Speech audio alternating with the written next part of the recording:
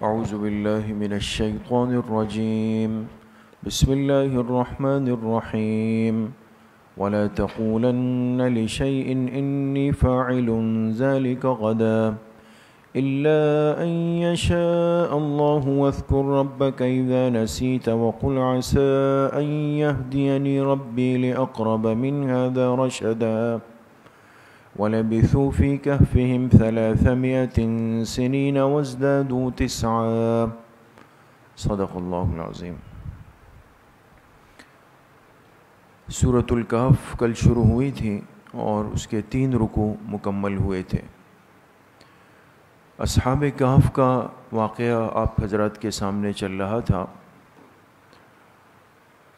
اسی سلسلے میں اللہ پاک ارشاد فرماتے ہیں وَلَا تَقُولَنَّ لِشَيْءٍ إِنِّي فَاعِلٌ ذَلِكَ غَدًا۔ اس کے نیچے لکھیں جملہ معترضہ برائے تنبیہ خاتم الانبیاء۔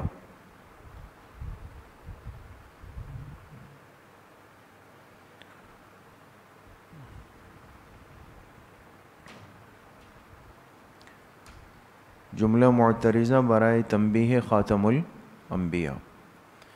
چونکہ جب ایک بات چل رہی ہو اور اس بیچ میں کسی اور موضوع کو لایا جائے تو اس کو ہم کہتے ہیں جملہ معترضہ۔ لیکن یہ بات ہمیشہ یاد رکھیں کہ جملہ معترضہ کے لانے کا کوئی اہم مقصد ہوا کرتا ہے۔ یہ نہیں ہے کہ اصل موضوع کو انسان بلا مقصد چھوڑ دے۔ کبھی بھی اصل موضوع میں تسلسل کو توڑا نہیں جاتا۔ اصل موضوع کو چھوڑنے کی وجہ اس سے زیادہ اہم بات درمیان میں آ جاتی ہے۔ تو اصحاب کہف کے واقعے کے درمیان اللہ پاک نے بطور تنبیہ آپ علیہ السلام کو ایک بات ارشاد فرمائی۔ وہ بات کیا تھی؟ جب مشرکین مکہ نے آپ سے پوچھا کہ اصحاب کہف کون تھے، کتنے تھے، کیا واقعہ ہے، تو آپ علیہ السلام کی زبان مبارک سے نکلا کہ میں تمہیں کل بتا دوں گا، کل بتا دوں گا۔ لیکن آپ کی زبان سے انشاءاللہ نہیں نکلا، ذہول ہو گیا، آپ بھول گئے۔ اس لیے کہ بتقاضۂ بشریت یہ ساری باتیں انبیاء علیہم السلام کے ساتھ بھی منسلک ہے۔ تو انشاءاللہ کہنا آپ بھول گئے۔ اس پر اللہ پاک نے اپنے پاک پیغمبر کو تنبیہ فرمائی وَلَا تَقُولَنَّ لِشَيْءٍ، اے میرے حبیب صلی اللہ علیہ وسلم آپ ہرگز کسی چیز کے بارے میں یہ نہ کہیں، ہرگز نہ کہیں انی فاعل ذالک غدا، کہ میں یہ کام کر لوں گا غدن، کل۔ بات سمجھ گئے دوستو؟ میں یہ کام کل کر لوں گا، الا ان یشاء اللہ، ہاں اگر آپ نے کہنا بھی ہو تو اس کے ساتھ کیا ملا ہے؟ انشاءاللہ، یہ ملا دیں، مشیت کو اللہ پاک کے حوالے کر دیں، مگر یہ کہ ان یشاء اللہ، کہ اللہ پاک چاہ لے، یہ ضرور کہیں اس کے ساتھ۔ وَاذْكُرْ رَبَّكَ إِذَا نَسِيتَ، اور اگر آپ بھول جائیں تو اپنے رب کو یاد کر لیں۔ تو کیا کر لیں؟ اپنے رب کو یاد کر لیں۔ کیا مطلب دوستو؟ آپ بھول جائیں، بھولنے سے مراد کیا چیز بھولنا ہے؟ انشاءاللہ کہنا۔ شاباش۔ کبھی ہوتا ہے نا انسان اس وقت کہنا بھول جاتا ہے، فوراً کہنا بھول گیا، تو جیسے ہی تنبیہ ہو جائے تو اس وقت اس کو چاہیے کہ فوراً انشاءاللہ کہہ دے۔ اس کو آپ نے پڑھا ہے تلافی مافات۔ بعض چیزیں رہ جاتی ہیں تو اس کی تلافی بعد میں ہو سکتی ہے، ٹھیک ہے؟ تو وَاذْكُرْ رَبَّكَ، آپ اپنے رب کو یاد کر لیں۔ کب؟ اذا نسیتا، اگر آپ بھول جائیں۔ کیا چیز بھول جائیں؟ انشاءاللہ کہنا۔ وقل، اور آپ کہہ دیجئے عسیٰ ان یہدینی ربی، امید ہے کہ میرا رب مجھے دکھا دے، یہدینی، میرا رب مجھے دکھا دے یا میری رہنمائی کر دے، لِأَقْرَبَ مِنْ هَذَا رَشَدًا، اس سے بھی زیادہ قریب دلیل کی، رشدن باعتبار رہنمائی کے۔ میرا رب مجھے دکھا دے اس سے بھی زیادہ قریب، اس سے بھی زیادہ قریب، رشدن باعتبار کس کے؟ رہنمائی کے۔ اقربہ کے نیچے لکھیں دلالت علی النبوہ۔ کیا لکھا؟ دلالت علی النبوہ۔ کیا مطلب دوستو؟ دیکھیں مشرکین مکہ کے سوال کا مقصد کیا تھا کہ اگر آپ سچے نبی ہیں تو آپ کی نبوت کی ایک دلیل یہ ہوگی کہ آپ ہمیں اصحاب کہف کے بارے میں بتا سکیں گے، ہے نا؟ تو انہوں نے گویا کہ آپ کی نبوت کے لیے بطور دلیل کے یہ سوال کیا، تو اللہ پاک نے فرمایا ان سے کہہ دیں کہ یہ تو ایک چھوٹا سا واقعہ ہے، ہم آپ کی نبوت کے لیے بطور دلیل کے اس سے بھی زیادہ قریبی دلائل آپ کو دے دیں گے ابھی۔ سمجھ گئے؟ اس لیے نیچے کیا لکھا؟ دلالت علی النبوہ۔ وَلَبِثُوا فِي كَهْفِهِمْ 300 سِنِينَ وَازْدَادُوا 9، لکھیں مدت نوم اصحاب کہف، مدت نوم، اور نئے بیاض میں لکھا ہے مدت اقامت، ایک ہی معنی ہے۔ کتنا عرصہ سوئے یا کتنا عرصہ یہ لوگ غار میں رہے، مدت نوم یا مدت اقامت اصحاب کہف۔ اب دوبارہ اس واقعے کا تسلسل، بیچ میں جملہ معترضہ آیا نا، اب دوبارہ اس واقعے کی طرف جا رہے ہیں۔ اللہ پاک فرمائے وَلَبِثُوا فِي كَهْفِهِمْ، یہ نوجوان اس غار میں رہے 300 سنین، 300 سال تک، وَازْدَادُوا 9، اور اس میں 9 کا اضافہ کر لیا جائے، تو 300 میں 9 کو ملائیں تو کتنے بنیں گے؟ 309 بن جائیں گے۔ سمجھ گئے؟ تو اب ایک سوال تو ہو سکتا ہے کہ 309 ایک ساتھ اگر اللہ پاک فرما دیتے کہ یہ لوگ غار میں کتنا رہے؟ 309 سال تک، وَازْدَادُوا 9 کے 300 اور اس میں 9 کا اضافہ کر لیا جائے، تو قرآن کریم تو ایک جامع ترین کتاب ہے، اس میں تو کوئی حرف زائد نہیں آ سکتا، یقیناً اس کے اندر کوئی علت ہے۔ وہ علت کیا ہے؟ تو فرماتے وہ علت یہ ہے کہ اللہ پاک نے اس میں شمسی اور قمری سال کی طرف اشارہ فرمایا ہے۔ کس کی طرف؟ شمسی اور قمری سال کی طرف اشارہ فرمایا ہے۔ کس طرح؟ جو شمسی سال ہوتا ہے جس کو ہم انگریزی سال کہتے ہیں نا، شمسی سال میں 33 سال جب پورے ہوتے ہیں تو قمری سال کے 34 سال ہوتے ہیں۔ نہیں سمجھے بات؟ بھئی اسلامی مہینوں میں 29 اور 30 کا فرق چلتا ہے نا چاند کے اعتبار سے، جبکہ انگریزی مہینے تو متعین ہے 30 31 30 31 30 31۔ صرف فروری میں جا کے وہ کہانی ہے کہ 28 ہے اور 3 سال کے بعد فروری کس کا آتا ہے؟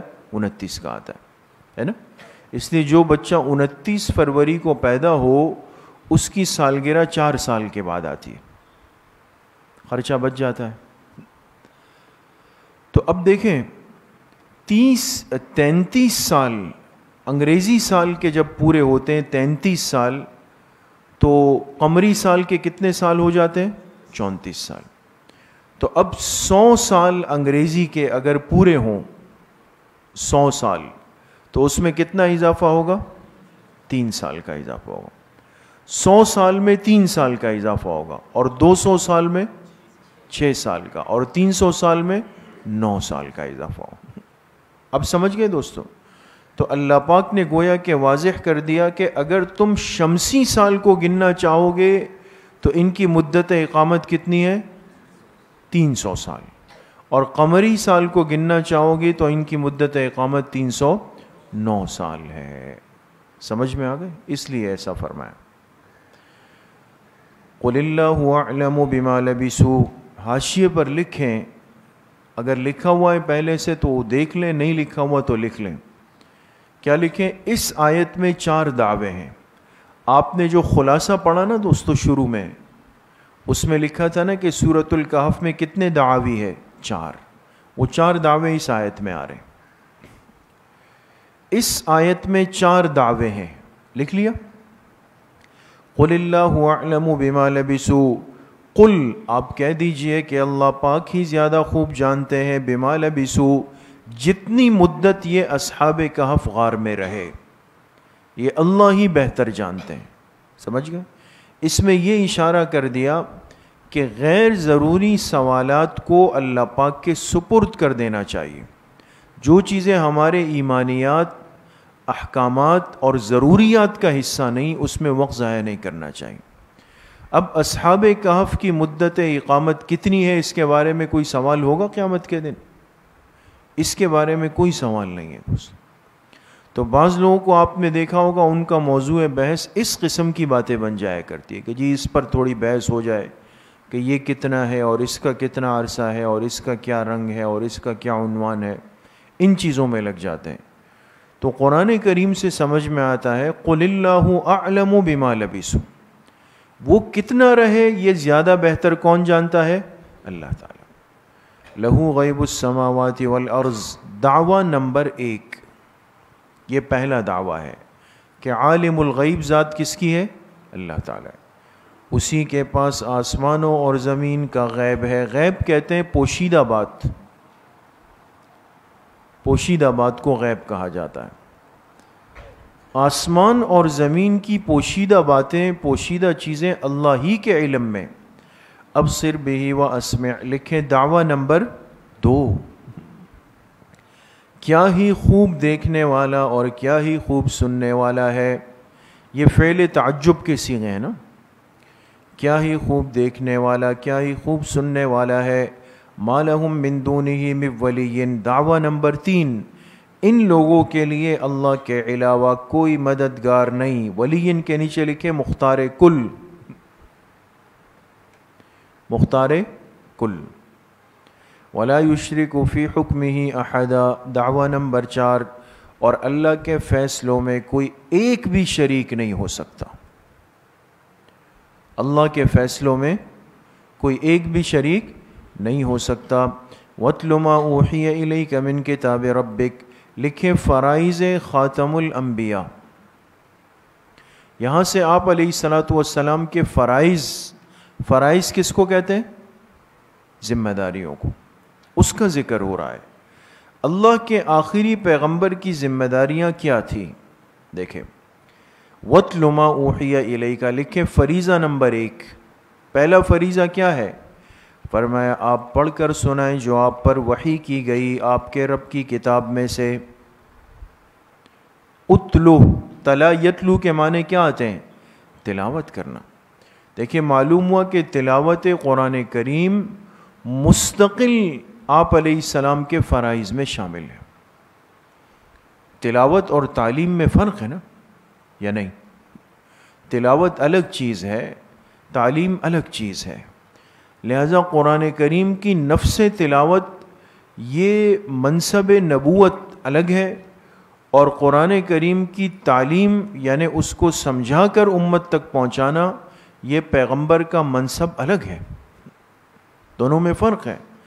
اس لیے وہ طبقہ آج جو بہت بڑا معترض بنتا ہے ہم پر کہ جی آپ لوگوں نے چھوٹے چھوٹے نابالغ معصوم بچوں کو قرآن کا حافظ بنا کر کیا کمال کیا ہے. ان کو تو پتہ ہی نہیں ہے کہ ذالک الکتابوں کا کیا مطلب ہے. ان کو پتہ ہی نہیں ہے کہ ان الذین کفروا کا کیا ترجمہ ہے. ان کو پتہ ہی نہیں ہے کہ من الجنۃ والناس کا کیا مطلب ہے. مقصد یہ ہے کہ ان کو اس بات پر اعتراض ہے کہ بغیر سمجھے اور بغیر فہم کے حفظ قرآن کریم یا قرآن کریم کو پڑھنے کا کیا فائدہ ہے. بات سمجھ گئے؟ اس لیے کہ انہوں نے اللہ کے کلام کو اپنے کلام پر قیاس کیا، اور چونکہ انسانی کلام کا فائدہ اس وقت ہوتا ہے جب وہ سمجھ میں آئے، ہے نا؟ انسانی کلام کا فائدہ اسی صورت میں ہے جب وہ سمجھ میں آئے. تو آپ اللہ پاک کو پورے کائنات کے بادشاہ کے کلام کو اپنے ناقص کلام پہ قیاس کر رہے ہیں. پھر فرق کیا ہوا؟ یہی تو کمال اور خصوصیت اور انفرادیت ہے اللہ کے کلام کی کہ صرف اس کا تلفظ اور تکلم اور تلاوت وہ بھی باعث اجر و ثواب ہے اور وہ بھی باعث برکت ہے، اس میں بھی اللہ پاک نے ایک اثر رکھا ہوا ہے۔ بات سمجھ گئے دوستو؟ تو یہ ساری چیزیں آج آپ دیکھتے ہیں دنیا میں جو ترقی ہو رہی ہے، بہت ساری چیزیں ایسی ہیں کہ اب آگے انسان کہاں تک جاتا ہے یہ تو اللہ پاک کے علم میں، لیکن کسی اہم چیز اور قیمتی چیز کو محفوظ کرنے کے لیے کوڈ لگا دیے جاتے ہیں، ہے نہیں؟ ہے نا؟ دروازوں پہ کوڈ لگا دیے گئے، کمپیوٹر پہ کوڈ لگا دیے گئے، لیپ ٹاپ پہ کوڈ لگا دیے گئے، ہر چیز پہ لگا دیے گئے۔ اب آپ بتائیں کہ جو کوڈ انسان طے کرتا ہے، مقرر کرتا ہے، آپ عمومی اگر دیکھیں تو کوڈ جو ہوتا ہے یہ بالکل مبہم الفاظ ہوتے ہیں، AZY348، اس کا کوئی مطلب ہے نہیں، ہے نا؟ پیچیدہ سے پیچیدہ اور مشکل الفاظ دائیں بائیں خلط ملط کر کے، لیکن وہی الٹا سیدھا کوڈ جب ملایا جاتا ہے تو سارا سسٹم کھل جاتا ہے۔ تو سوال یہ کہ آج آپ کے غیر مبہم جو خود آپ کی سمجھ میں نہیں آتے، ان الفاظ پر آپ کی انگلیاں چل جائے یا آپ کی زبان بول دے تو آپ کا پورا نظام کھل جاتا ہے، اس پر آپ کو اعتراض نہیں ہے کہ بھئی اس مبہم الفاظ کا کیا فائدہ ہے۔ تو اللہ پاک کا کلام اگر کسی بچے کو سمجھ نہ آئے یا عربی نہ جاننے والے کو سمجھ نہ آئے، اس پر یہ اعتراض کیوں ہے؟ اگر یہ الٹے سیدھے الفاظ سسٹم کھول سکتے ہیں تو اللہ پاک کا کلام جو ہے وہ دل کے دروازوں کو نہیں کھول سکتا؟ کھول سکتا ہے دوستو۔ وَاتْلُ مَا أُوحِيَ إِلَيْكَ، آپ پڑھ کر سنائیں جو آپ پر وحی کی گئی، من کتاب ربک، آپ کے رب کی کتاب میں سے، لا مبدل لکلماتہ، اللہ پاک کے وعدوں میں کوئی تبدیلی نہیں ہے، یہ لا نفی جنس ہے دوستو۔ لکلماتہ، کلمات کے دو مطلب ہیں دوستو، یا تو کلمات سے مراد نیچے لکھے کلمات قرآن، کلمات، جو کلمات ایک دفعہ قرآن کریم کا حصہ بن گئے، اللہ پاک نے طے کر دیے، تو اب اس میں کوئی تبدیلی کی گنجائش نہیں کہ بعد میں کوئی انسان کھڑا ہو کے کہے کہ نہیں جی یہ یہاں سے یہاں ہوتا تو زیادہ اچھا ہوتا اور یہ صورت یہاں سے یہاں ہوتی تو زیادہ اچھی ہوتی، نہیں۔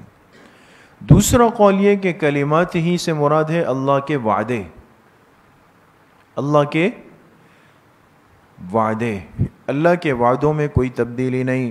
وَلَن تَجِدَ مِن دُونِهِ مُلْتَحَدًا، ہرگز آپ نہیں پائیں گے اللہ کے علاوہ ملتحدا، کوئی جائے پناہ، جائے پناہ، بچنے کی کوئی جگہ نہیں۔ وَاصْبِرْ نَفْسَكَ، یہ کون سا فریضہ ہوگا دوستو؟ فریضہ نمبر 2، فرائض خاتم الانبیاء چل رہے نا، فریضہ نمبر 2، حضور علیہ السلام کو خطاب ہوا، فرمایا وَاصْبِرْ نَفْسَكَ، آپ اپنے نفس کو یعنی اپنی ذات کو روک کر رکھیں، مع الذین، ان لوگوں کے ساتھ، یدعون ربہم، جو اپنے رب کو پکارتے ہیں، بالغداۃ والعشی، صبح اور شام، یریدون وجہہ، اور اللہ کی رضامندی کو چاہتے ہیں۔ اللہ کے پاک پیغمبر سے بڑھ کر آپ کے اس کائنات میں ہوتے ہوئے اب قیامت تک آپ سے کسی بھی اعتبار سے کوئی افضل نہیں آ سکتا، ایسا ہی ہے نا، یہ ہمارا عقیدہ ہے۔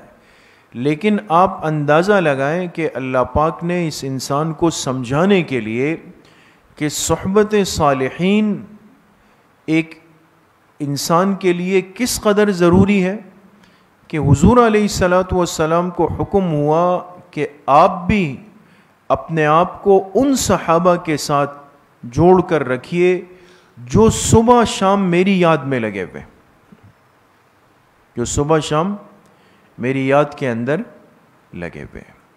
اس لیے حضرت لاہوری رحمۃ اللہ علیہ نے، جو ان کا قرآن عزیز ہے، اس میں حضرت نے اس آیت پر حاشیے میں لکھا ہے وَاصْبِرْ نَفْسَكَ مَعَ الَّذِينَ يَدْعُونَ رَبَّهُمْ بِالْغَدَاةِ وَالْعَشِيِّ، کہ صحبت صالحین کے بغیر نجات کا کوئی راستہ باقی نہیں، نجات کا کوئی راستہ باقی نہیں ہے۔ سمجھ گئے؟ تو آپ علیہ السلام کو حکم ہوا کہ آپ ان لوگوں کے ساتھ اپنے آپ کو کیا کریں؟ روک کر رکھیں، حالانکہ آپ افضل ہیں، صحابہ مفضول ہیں۔ سوچ رہے ہیں دوستو، آپ کیا ہیں؟ افضل ہیں، اور صحابہ کیا ہے؟ مفضول ہے۔ ضابطہ تو یہ ہے کہ مفضول افضل سے فائدہ اٹھاتا ہے، مفضول افضل سے فائدہ اٹھاتا ہے، لیکن افضل کے لیے بھی مفضول کی صحبت فائدے سے خالی نہیں ہوتی، وہ اس فائدے سے خالی نہیں ہوتی۔ اس لیے صالحین جو ہوتے ہیں یہ خود بھی سالکین کے ساتھ بیٹھتے ہیں۔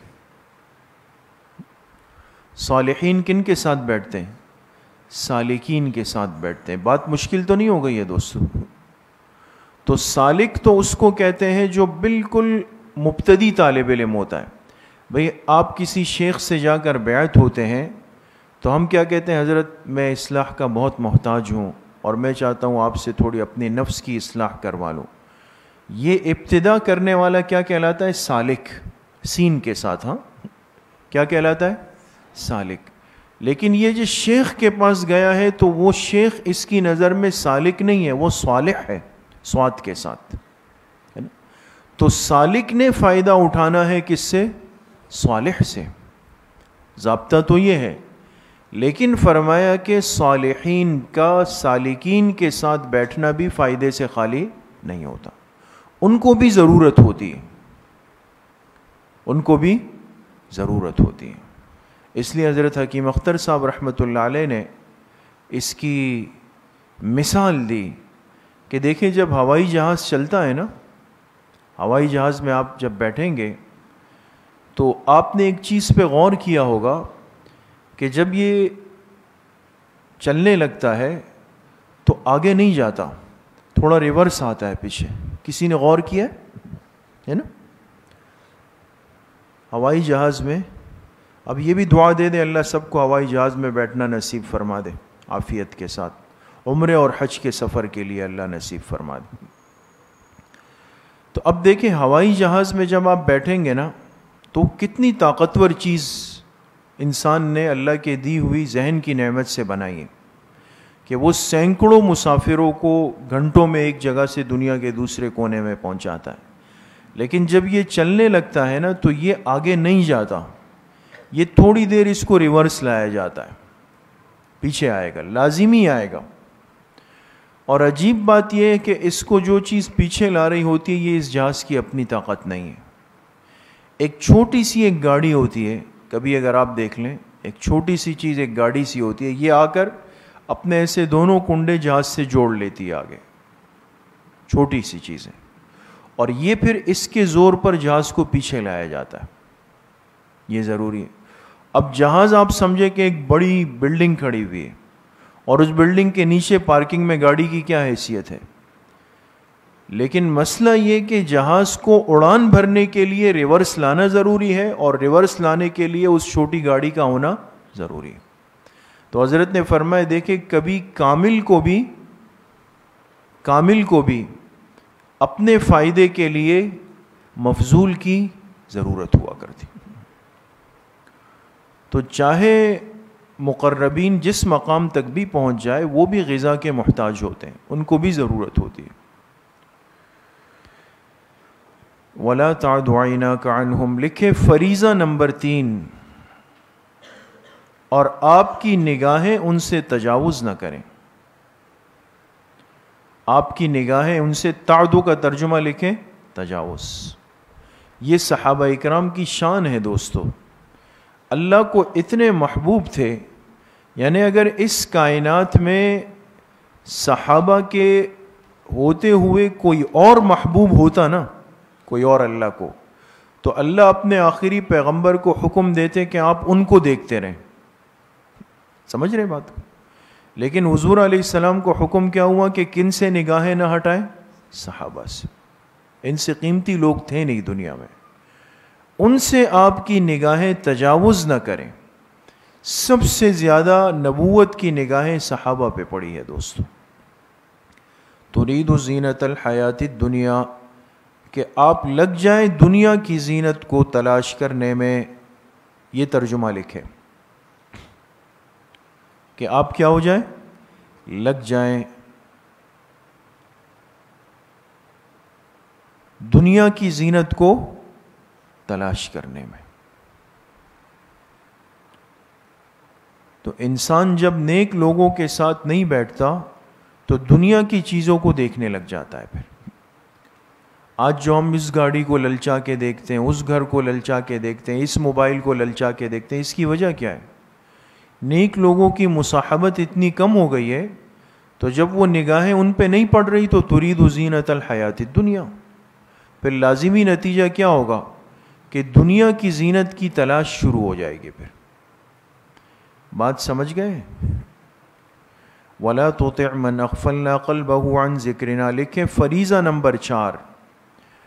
اور آپ کہاں مت مانیے, آپ کہاں مت مانیے ان کا جن کے دل کو ہم نے غافل کر دیا اپنی یاد سے, جن کے دل کو ہم نے غافل کیا. اللہ پاک فرما رہے ہیں عن ذکرنا, کس سے؟ اپنی یاد سے. جن کے دل ہماری یاد سے غافل ہوئے اور غافل بھی ہم نے کیا ہے, آپ ان کی اطاعت اور ان کا کہا مت مانیے. معلوم ہوا کہ دل میں اللہ کو بسانا اور اللہ کو یاد کرنا بھی کس کی توفیق سے ہے؟ اللہ کی توفیق سے. اللہ چاہے یہ توفیق ختم ہو جائے تو غافل دل کے ساتھ انسان زندگی گزارے گا. سمجھ میں آ گئی؟ اس لیے ہمیشہ اپنے دل کی حفاظت فرمائیں. اور آپ کہاں مت مانیے ان کی جن کے دل کو ہم نے اپنی یاد سے غافل کر دیا. واتبع ہوا, اور انہوں نے اپنے خواہشات کی اتباع کی. وکان امرہ فرطا, اور ان کا معاملہ فرطا, کیا ترجمہ ہوگا؟ حد سے بڑا ہوا, حد سے نکلا ہوا. وقل الحق من ربکم لکھیں فریضہ نمبر 5. فریضہ نمبر, کہہ دیجئے کہ حق آپ کے رب کی طرف سے. حق بات تو آپ کے رب کی طرف سے ہے, میں اپنی طرف سے نہیں کہہ رہا. جو دعوت میں دے رہا ہوں یہ میرے ذاتی الفاظ نہیں ہے, بلکہ حق بات کس کی طرف سے آتی ہے؟ تمہارے رب کی طرف سے ہے. فمن شاء فلیؤمن ومن شاء فلیکفر, اب جو چاہے ایمان لائے اور جو چاہے کفر کرے. جو چاہے ایمان لائے اور جو چاہے کیا کرے؟ دوستو یہ اختیار نہیں ہے, یہ اظہار ناراضگی ہے. بات سمجھ گئے؟ جیسے استاذ پورا نصاب پڑھا کے سال کے آخر میں کہتے ہیں بھئی کتاب ختم ہو گئی, اب آپ کی مرضی پڑھیں یا نہ پڑھیں. تو خوش ہو جانا چاہیے کہ چلو بھئی استاذ جی نے تو اجازت دے دی کہ پڑھیں یا نہ پڑھیں. لیکن اس کے بعد ہوتا ہے کہ جس کے نمبر 80 سے کم آئے وہ اگلے سال اسی درجے کا با پڑھے گا. سمجھ گئے؟ تو جس نے ثانیہ پڑھی ہے تو کہا جائے گا بھئی ثانیہ الف اس سال ہو گئی, اگلے سال کیا ہوگی؟ ثانیہ با ہو جائے گی. تو خوش ہونا چاہیے یا پریشان ہونا چاہیے؟ پریشان ہونا چاہیے. تو اللہ پاک اختیار نہیں دے رہے کہ بھئی چاہے ایمان لاؤ یا چاہے کفر کرو. یہ تنبیہ شدید ہے, اس لیے کہ آگے کیا فرمایا؟ انا اعتدنا للظالمین نارا. لکھیں ضرر کفر و تخویف, ضرر کفر و تخویف دو باتیں. ایک تو کفر کا نقصان بتا دیا کہ اگر کسی نے کفر کیا تو نقصان کیا ہوگا. دوسرا اللہ نے ڈرا دیا بے شک ہم نے تیار کر رکھا ہے ظالموں کے لیے آگ. ایسی آگ تیار کر رکھی ہے احاط بہم سرادقها, کہ ان کو گھیر رکھا ہوگا آگ کی قناتوں نے. سرادق کس کو کہتے ہیں؟ آگ کی قنات. قنات جانتے ہیں نا دوستو, جو قناتیں لگتی ہے شادیوں وغیرہ میں, تقریبات میں, تو وہ چاروں طرف سے مجلس کو گھیر لیتی ہے. فرمایا ان کو گھیر کے رکھا ہوگا آگ کی قناتوں نے. قاف نون الف تا واو تا. وَإِن يَسْتَغِيثُوا يُغَاثُوا, اگر یہ لوگ کیا کریں گے؟ فریاد کریں گے. یستغیثوا, استغاثہ کہتے ہیں مدد مانگنے کو, مدد مانگنا. تو اگر یہ لوگ فریاد کریں گے, کون لوگ؟ یہ مشرک کافر جہنمی. اگر یہ جہنم میں جا کے فریاد کریں گے کہ ہائے ہم تو جل گئے, برباد ہو گئے, پیاس سے مر گئے, ہمیں کوئی پانی پلا دے, تو یغاثوا بماء, ان کی مدد کی جائے گی ایسے پانی سے کل مہلے جو پگھلے ہوئے تانبے کی طرح ہوگا. وہ پانی تو نہیں ہوگا، تانبا پگھلا کے ان کو پلایا جائے گا. اعاذنا اللہ منہم. یشفی الوجوہ، جو ان کے چہروں کو جلا ڈالے گا، جو ان کے چہروں کو بھون ڈالے گا، جلا ڈالے گا.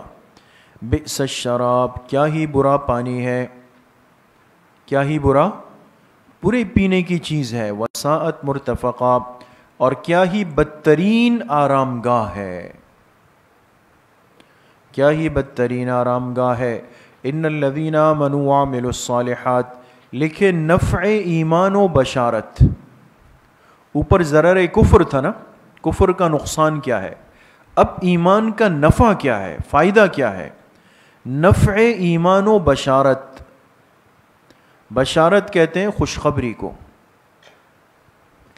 بے شک جو ایمان لائے، وعملوا الصالحات، اور نیک اعمال کیے، انا لا نضيع اجر من احسن عملا، تو بے شک ہم ضائع نہیں کرتے اجر ان لوگوں کا جنہوں نے بہترین اعمال کیے. کیسے اعمال کیے؟ احسن فرمایا، اکثر نہیں فرمایا، احسن فرمایا. اس لیے کہ احسن اس کو کہتے ہیں کہ جس میں معیار کو دیکھا جاتا ہے، مقدار کو نہیں. سمجھ گئے؟ معیار کو دیکھا جاتا ہے، مقدار کو نہیں دیکھا جاتا دوستو. تو معیاری چیز کم ہو اس کی قیمت ہوتی ہے، غیر معیاری چیز کی بوریاں آ جائیں لیکن اس کی کیا قدر و قیمت ہے، کوئی حیثیت نہیں ہوتی. اولئک لہم جنات عدن، انہی لوگوں کے لیے ہمیشہ کے باغات ہے. عدن کہتے ہیں دائمی کو، دائم، ہمیشہ رہنے والی. انہی لوگوں کے لیے ہمیشہ کے باغات ہے. تجری من تحتہم الانہار، جس کے نیچے نہریں بہہ رہی ہوں گی. یحلون فیہا من اساور من ذہب، پہنائے جائیں گے ان کو ان باغات میں اساور، کنگن سونے کے. من اساور پر جو من ہے اس کے نیچے لکھے زائدہ، یہ من کیا ہے؟ زائدہ ہے، ترکیب میں اس کی کوئی حیثیت نہیں ہے. ان کو پہنائے جائیں گے سونے کے کنگن. سمجھ گئے؟ تو اب کنگن کہاں پہنائے جاتے ہیں؟ ہاتھوں میں، ہاتھوں میں نا. سونے کے کنگن ہاتھوں میں نہیں ہوتے، کہاں ہوتے؟ ہاتھ میں ہوں گے نا، ہاتھ میں ہوں گے. اب ایک سوال ہے، سوال یہ ہے کہ بھئی چلیں عورتیں اور مستورات جو جنت میں جائیں گی تو وہ سونے کے کنگن پہنے تو کوئی معاملہ نہیں، وہ دنیا میں بھی پہنتی ہے تو ان کا تو ایک رائج نظام ہے. لیکن ہم نے مردوں کے لیے تو دنیا میں منع ہے، حرام ہے. تو وہاں پر اگر ہمیں کنگن پہنا دیے جائے تو عجیب نہیں لگے گا کہ بھئی یہ کیا ہو گیا. تو اس کا جواب یہ ہے کہ جہاں جس چیز کا رواج ہو تو وہ چیز عیبدار نہیں لگتی ہے. سمجھ گئے؟ جہاں جس چیز کا کیا ہو، رواج ہو، رواج، تو وہ چیز پھر عیب نہیں رہتی ہے. اب ہمارے ہاں آپ جانتے ہیں کہ جب بھی کسی کو کوئی کمزور الفاظ سے خطاب کا، اس کو کہتے ہیں بھئی یہ گدھا ہے. یعنی گدھے کو سب سے ایک معیوب اور حقیر چیز بنا لیا گیا. لیکن آپ حیران ہوں گے کہ افریقہ میں ایک ملک ہے جہاں وقار اور مالداری کی نشانی جو ہے وہ جس کے پاس جتنا اعلیٰ درجے کا گدھا ہو. واقعی میں ہمارے عزیز رشتہ دار ہیں، وہ لوگ سال کی جماعت میں گئے تو وہ کہنے لگے کہ اسلامی ملک ہے تو جیسے گاڑیوں کی اور موٹر سائیکلوں کی پارکنگ نہیں ہوتی مسجدوں کے باہر، باقاعدہ مسجدوں کے باہر گدھوں کی پارکنگ ہوتی تھی، آ کے ایک ایک باندھتا تھا. پھر بیچ میں عید کا دن آیا، جماعت وہیں تھی، عید کا دن آیا تو جو ملک کا بادشاہ تھا وہ نیک آدمی تھا، تو اس کے لیے ایک خاص سفید رنگ کا خوبصورت گدھا تھا، وہ اس پہ بیٹھ کے مسجد آیا، اس گدھے پہ بیٹھ کے. تو دیکھیں نا وہاں اس چیز کا رواج ہے نا، ان کے نزدیک تفاخر کی چیز ہے، عیب کی چیز نہیں ہے. تو بادشاہ بھی گدھے پہ بیٹھ کے آ رہا ہے، نمازی بھی گدھوں پہ بیٹھ کے آ رہے ہیں. ہمارے ہاں چونکہ رواج نہیں ہے تو برا لگ رہا ہے، یہاں پہ وہاں رواج ہو جائے گا. سمجھ میں آ گئے؟ تو یہ ہے. اور ہمارے استاد صاحب فرماتے ہیں کہ جو کنگن پہنائے جائیں گے ہاتھوں میں مردوں کے لیے یہ گھڑی نما ہوں گے, قلندری نما نہیں ہوں گے. قلندری جانتے ہیں؟ ایک قلندر بابا ہے نا, آپ نے بعض فقراء اور ملنگ حضرات کو دیکھا ہوگا ہاتھوں میں ایسے کڑے سے پہنے ہوتے ہیں انہوں نے. تو یہ ان کا دعویٰ ہے کہ ہم سلسلہ قلندریہ کے ہیں. ایک سلسلہ ہے باقاعدہ, قلندری سلسلہ ہے. جیسے ہمارے ہاں یہ 4 سلاسل مشہور ہے نا, تو قلندر بابا مشہور ہے, حقیقتاً عرض کر رہا ہوں. ان کا ایک سلسلہ ہے, اللہ کے بڑے ولی گزرے ہیں, لیکن یہ سلسلہ بہت محدود ہے. اچھا, ان کے جو مریدین ہیں یہ ان کی اپنی ایک اختراع ہے, ایسا نہیں ہے کہ انہوں نے یہ ترغیب دی ہے. تو وہ ہاتھوں میں کیا کرتے ہیں, وہ کڑے پہنتے ہیں بڑے بڑے. تو استاد صاحب فرماتے کہ جو جنتیوں کو کنگن پہنائے جائیں گے تو یہ قلندری نما نہیں ہوں گے, گھڑی نما ہوں گے. اب دیکھیں گھڑی ہم نے بھی پہنی ہوئی ہے تو بری تو نہیں لگ رہی. انسان تو اپنے آپ کو سجانے کے لیے اور سنوارنے کے لیے گھڑی پہنتا ہے نا, تو یہ بھی گھڑی کی طرح ہوں گے. وَيَلْبَسُونَ ثِيَابًا خُضْرًا مِّن سُنْدُسٍ وَإِسْتَبْرَقٍ, اور پہنیں گے اس میں کپڑے سبز رنگ کے. خضرن سبز رنگ کے کپڑے پہنیں گے. من سندس, سندس کو لکھیں باریک ریشم, استبرق موٹا ریشم. سمجھ میں آ گئے؟ تو باریک ریشم کے کپڑے بھی ہوں گے اور موٹے ریشم کے کپڑے بھی ہوں گے. تو استاد صاحب فرماتے ہیں اصل میں یہ فرق یہ ہے کہ جو اوپر کا لباس ہوتا ہے یہ عموماً اتنا موٹا نہیں ہوتا, لیکن چونکہ سطر کی جگہ ناف سے نیچے ہے تو نیچے کے لباس کو موٹا بنایا جاتا ہے عام طور پہ نا. تو سندس جو باریک ریشم جو ہوگا نا تو یہ اوپر کا ہوگا, اور استبرق جو ہے یہ کیا ہوگا, نیچے کا لباس ہوگا. متکئین فیہا علی الارائک, اور تکیہ لگائے ہوئے ہوں گے علی الارائک, تختوں پر, تختوں پر تکیہ لگا کر بیٹھے ہوئے ہوں گے. سمجھ گئے؟ نعم الثواب, کیا ہی خوب بدلہ ہے. وحسنت مرتفقہ, اور کیا ہی خوب آرام کی جگہ ہے. مرتفق آرام کی جگہ. وَاضْرِبْ لَهُمْ مَثَلَ الرَّجُلَيْنِ, حاشیے پر لکھیں یہ قصہ تیسرے دعوے سے متعلق ہے. یہ قصہ, اب یہ تیسرا قصہ, یہ دوسرا قصہ آ گیا نا اصحاب کہف کے بعد. تو اب اس میں کیا ہے, آپ نے جیسے تفسیر میں پڑھا ہوگا, اگر نہیں پڑھا تو ابھی آ جائے گا. یہ 2 بھائیوں کا ایک قصہ ہے. اس میں ایک صاحب ایمان ہے اور ایک کافر ہے, اور ان دونوں کو اپنے باپ کی میراث مل گئی. ایک نے جا کر اس کو خرچ کر دیا, اللہ کے راستے میں لگا دیا. دوسرے نے جا کر اس سے زمینیں اور باغات یہ سب کچھ خرید لیے. تو چونکہ وہ مال کا ایک زور تھا اندر, تو وہ اپنے اس دوسرے بھائی پر اپنا رعب ڈال رہا تھا, تفاخر کر رہا تھا اس پر کہ دیکھو میرے پاس یہ ہے, یہ ہے, یہ ہے. تو اللہ پاک نے یہ ایک واقعہ بطور تمثیل کے پیش فرمایا. وَاضْرِبْ لَهُمْ مَثَلًا, لکھیں بے ثباتی دنیا, بے ثباتی دنیا کو دوام نہیں, پائیدار نہیں.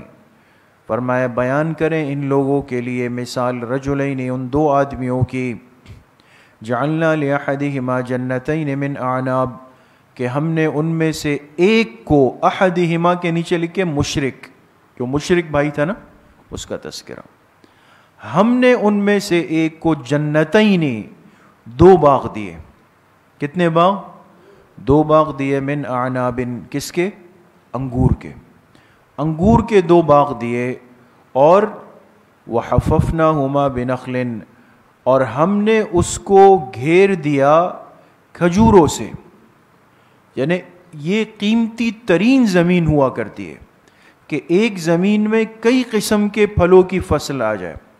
تو اصل تو وہ تھا انگور کا باغ, لیکن جو اس کے کنارے تھے نا, جو منڈیر تھی, تو اس پہ ایسا نظام تھا کہ کھجور کے درخت اگائے. تو نہ تو اس نے زمین کو اندر متاثر کیا, وہاں انگور کے باغ ہیں, کناروں پہ کھجور کا باغ آ گیا بالکل چاروں طرف. حففنا کے معنی آتے گھیر لینا. اور ہم نے گھیراؤ کیا ہما کی ضمیر کس کی طرف ہے؟ دونوں باغات کا. گھیراؤ کس سے کیا؟ کھجور کے درختوں سے. اور پھر اس سے بڑھ کر کیا ہوا؟ وَجَعَلْنَا بَيْنَهُمَا زَرْعًا، اور ہم نے اس کے درمیان کھیتی رکھ دی. اب دو باغات کے درمیان جو تھوڑا سا خالی حصہ تھا نا، اس میں جو ہے نا عام فصل اگائی، جیسے گندم ہے، اناج ہے، کوئی چیز ہے، تو اس کے بیچ میں کھیتی اگا دی ہم نے. تو یہ تو کہتے 2 in 1، یہ 3 in 1 ہو گیا. ایک زمین میں 3 کام ہو گئے ایک ساتھ، انگور بھی ہے، کھجور بھی ہے، اور فصل بھی آ گئی. کلتا الجنتین آتت اکلہا، یہ دونوں باغات اپنا پورا پھل لیتے تھے. دونوں باغات آتت کے معنی دینا، یہ دونوں باغات دیتے تھے اکلہا، اپنا پورا پھل. ولم تظلم منہ شیئا، اور اس میں کچھ کمی نہیں ہوتی تھی. جیسے ہوتا ہے نا ایک سال فصل کم ہو گئی یا 2 درختوں کے پھل خراب ہو گئے، ایسا نہیں تھا. تظلم کا ترجمہ ہے کمی، اس میں کچھ کمی نہیں ہوتی تھی.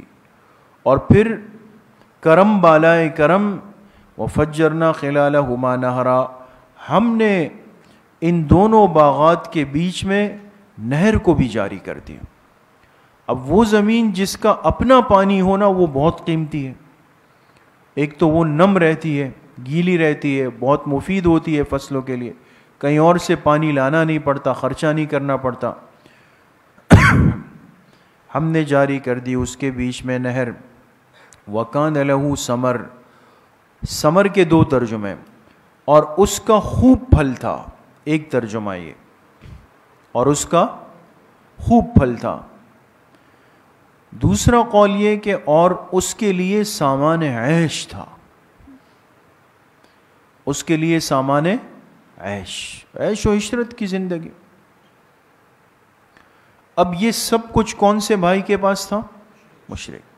فقال لصاحبہ، اس نے اپنے ساتھی سے کہا، صاحبہ کے نیچے لکھے موحد،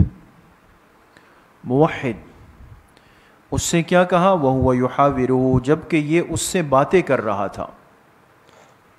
اس نے اپنے اس موحد بھائی سے کہا وَهُوَ يُحَاوِرُهُ، جبکہ یہ اس سے کیا کر رہا تھا؟ حوار کہتے ہیں بات چیت کو حوار کہتے ہیں. یہ اس سے باتیں کرتے ہوئے کہنے لگا اپنے اس مسلمان بھائی سے، انا اکثر منک مالا، میں تجھ سے مال میں بھی بڑھ کر ہوں، وَأَعَزُّ نَفَرًا، اور میں تجھ پر غالب ہوں باعتبار جماعت کے بھی، میں تجھ پر غالب ہوں باعتبار جماعت کے بھی. یہاں حاشیے پر لکھیں دوستو، امراض 4 کا ذکر. امراض کتنے امراض اب ذکر ہوں گے؟ 4. اب یہ جو مالدار کافر ہے نا، مالدار کافر، اللہ پاک فرما رہے ہیں اس میں کتنے امراض تھے؟ 4. لکھ لیا امراض 4. اعزو کے پر لکھیں حاشیے میں، مرض اول افتخار. پہلا مرض اس کا کیا تھا؟ افتخار. افتخار کس کو کہتے ہیں؟ فخر جتنا، میں مال آپ سے زیادہ ہے اور میری جماعت آپ سے بڑی ہے، افراد میرے زیادہ ہے. وَدَخَلَ جَنَّتَهُ، اور یہ باتیں کر رہے آپس میں، اور یہ داخل ہوا اپنے باغ میں. وَهُوَ ظَالِمٌ لِنَفْسِهِ، اس حال میں کہ اپنی جان پہ ظلم کرنے والا تھا. حاشیے پر لکھے مرض دوم شرک. مرض دوم کیا ہے؟ اس لیے کہ شرک سب سے بڑا ظلم ہے. ان الشرک لظلم عظیم، اپنی جان پہ ظلم کرنے والا تھا. اب باتیں کر رہا ہے اور جا رہا ہے. جب باغ میں داخل ہوا قال، کہنے لگا، ما اظن ان تبید هذه ابدا، میرا نہیں خیال کہ یہ کبھی ہلاک ہو جائے. تبیدہ، ہلاک ہونا. جب انسان پر مال کی مستی چڑھ جاتی ہے دماغ پہ، ترنگ میں آ جاتا ہے، یہ ترنگ میں، جوش میں آ جاتا ہے. تو کہا کہ میرا نہیں گمان کہ یہ کبھی ہلاک بھی ہوگا، یہ ہمیشہ ہمیشہ رہے گا. آگے کہا وما اظن الساعۃ قائمہ، اور میرا نہیں گمان کہ قیامت قائم ہوگی. اس لیے کہ وہ دوسرا بھائی اس کو آخرت اور قیامت کا تذکرہ کرتا تھا نا. تو کہا یہ بھی سمجھ میں نہیں آ رہا کہ قیامت ہوگی نہیں، میرا نہیں گمان کہ الساعۃ قائمہ، کہ قیامت بھی کیا ہوگی. حاشیے پر لکھے مرض سوم انکار قیامت. مرض سوم کیا تھا؟ انکار قیامت. وَلَئِن رُدِدتُّ إِلَىٰ رَبِّي، اور کہنے لگا اگر لئن کا ترجمہ لکھے بالفرض، کہ چلو بالفرض اگر مجھے میرے رب کی طرف لوٹا بھی دیا گیا نا، جو آپ کہتے ہو کہ اللہ کے سامنے جانا ہے، پیش ہونا ہے، حساب ہونا ہے، اگر بالفرض رددت مجھے لوٹایا گیا الی ربی میرے رب کی طرف، لاجدن خیرا منہا منقلبا، تو میں ضرور بھی ضرور پاؤں گا وہاں پر اس سے زیادہ بہتر منقلبا، لوٹنے کی جگہ، لوٹنے کی یعنی ٹھکانہ. یعنی مقصد یہ تھا کہ چلو اگر وہاں چلے بھی گئے نا تو وہاں بھی ہم ہی سیٹ ہوں گے، وہ بھی ہماری جگہ ہے، لوٹنے کی جگہ. لئن رددت پر حاشیے میں لکھے مرض چہارم، جھوٹا دعویٰ، جھوٹا دعویٰ. قال له صاحبہ، لکھے جواب ناصحانہ، جواب ناصحانہ. کسی کو سمجھانے کے مختلف انداز ہوتے ہیں. ایک ناصحانہ انداز ہے، نصیحت والا، خیر خواہی والا، پیار والا.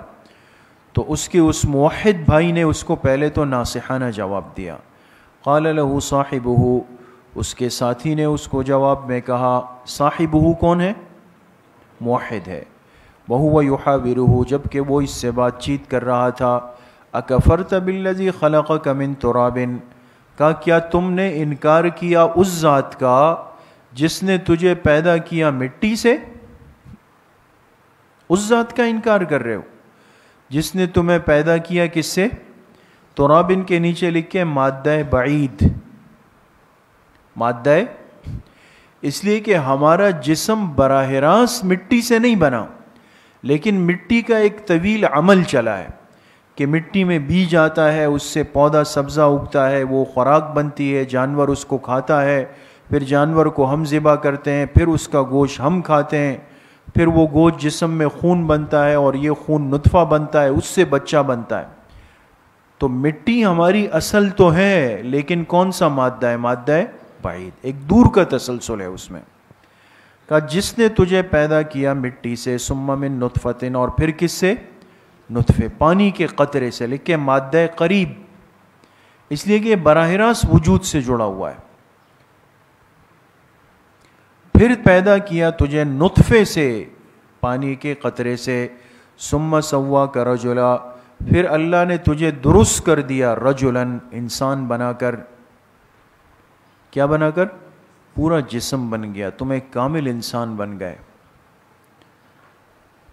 لیکنہ اللہ ربی، لیکنہ اس کے بعد محذوف نکالیں گے دوستو. لکھیں ای لیکن انا اعتقد، لیکن انا اعتقد، یہ کس کی تقریر چل رہی ہے؟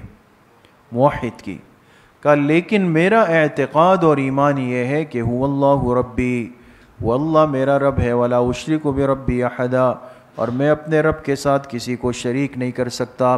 ولولا اذ دخلت جنتک قلت ما شاء اللہ، کیوں ایسا نہیں ہوا کہ جب تو باغ میں داخل ہوا تو تو کہہ دیتا ما شاء اللہ، جو اللہ چاہے. تو نے تو بات مطلقاً کی کہ یہ میرا باغ ہے اور یہ کبھی ختم نہیں ہوگا اور یہ ہوگا، اس میں تو کہیں اللہ کا تذکرہ ہی نہیں تھا. ولولا، ایسا کیوں نہیں ہوا، اذ دخلت جنتک، جب آپ اپنے باغ میں داخل ہوئے، قلت، آپ کہہ دیتے کہ ما شاء اللہ، جو اللہ چاہے. نیچے لکھے قائلاً، قائلاً، یہ کہتے ہوئے کہ لا قوت الا باللہ، کوئی قوت نہیں مگر یہ کہ اللہ کے پاس. ان ترنی انا کے نیچے لکھے ضمیر فصل. یہ انا کون سی ضمیر ہے؟ ضمیر فصل، یہ فاصلہ پیدا کرنے کے لیے آئی ہے.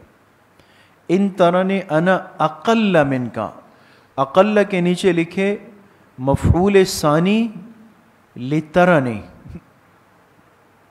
یہ اقل جو ہے یہ مفعول ثانی بنے گا کس کے لیے؟ ترانی کے لیے. ترا سمجھ گئے؟ اب دیکھیں ترجمہ. کہا ان ترنی انا اقل منک مالا وولدا، اگر آپ مجھے دیکھ رہے ہو نا کہ میں آپ سے مال میں اور اولاد میں کم ہوں، یہی اس نے کہا نا کہ میرا مال زیادہ، میری جماعت بڑی. کہا اگر میں آپ سے مال اور اولاد میں کم ہوں کوئی مسئلہ نہیں. فعسى ربی ان یؤتینی خیرا من جنتک، امید ہے کہ میرا رب عن قریب مجھے دے دے گا تیرے اس باغ سے بہتر باغ، تیرے اس باغ سے بہتر باغ اللہ پاک مجھے دے دیں گے. یعنی کہاں پر؟ جنت میں. یہ کیا باغ ہے؟ یہ تو ناپائیدار ہے. ان قریب اللہ پاک تیرے اس باغ سے زیادہ بہتر مجھے دے دیں گے. اور وَيُرْسِلَ عَلَيْهَا حُسْبَانًا مِّنَ السَّمَاءِ، اور اللہ بھیج دیں گے اس پر حسباناً عذاب. آسمان سے کیا بھیج دیں گے؟ عذاب بھیج دیں گے. فَتُصْبِحَ سَعِيدًا زَلَقًا، اور یہ باغ ہو جائے گا میدان صاف. سعید کا ترجمہ لکھے میدان، اور زلقہ صاف، بالکل سیدھا پلین میدان بن جائے گا جس پر تم اکڑ رہے ہو. اگر اللہ کا عذاب آیا تو یہ باغ ماغ نہیں ہوگا، سیدھی زمین ہو جائے گی. او یصبح ماؤها غورا، یا اللہ پاک اس کے پانی کو غورا خشک کر دیں گے. کیا کر دیں گے؟ خشک کر دیں گے. فلن تستطيع له طلبا، ہرگز تو طاقت نہیں رکھے گا اس پانی کو طلباً تلاش کرنے کی. طلب کا کیا ترجمہ ہے؟ تلاش. پانی گہرائی میں چلا جائے گا پھر کیا کرو گے؟ کیسے بھی تلاش نہیں کر سکو گے. وَأُحِيطَ بِثَمَرِهِ، لکھے انجام. انجام کیا ہوا؟ فرمایا احیط بثمرہ، اس کے باغ کو گھیر لیا گیا. کیا مطلب گھیر لیا گیا؟ یعنی عذاب آ گیا اس پہ. رات کو ایک تیز رفتار آندھی چلی، تیز رفتار، اور اس نے سب چیزیں اڑا کے ختم کر دی. تو یہ عذاب ہی تھا اللہ پاک کی طرف سے. اس کے باغ کو، ثمر، اس کے پھلوں کو گھیر لیا گیا یعنی عذاب کی وجہ سے.